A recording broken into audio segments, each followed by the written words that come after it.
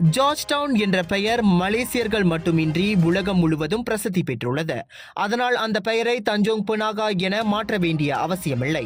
அதோடு 2008 ஆண்டு ஜூலை 7 தேதி ஐநாவின் யுனெஸ்கோ அமைப்பால் ஜார்ஜ் டவுன் உலக பாரம்பரிய தளமாக பட்டியலிடப்பட்டுள்ளதையும் பினாங்கு சுற்றுலா மற்றும் ஆக்கப்பூர்வ பொருளாதார ஆட்சிக்குழு உறுப்பினர் வாங் ஹான் வாய் சுட்டிக்காட்டினார். சர்வதேச அங்கீகாரம் உலகம் முழுவதிலும் இருந்து சுற்றுப்பயணிகளை ஈர்க்கும் மலேசியாவின் முன்னணி சுற்றுலா தலமாக ஜார்ஜ் டவுன் நிலையை உயர்த்தியுள்ளது.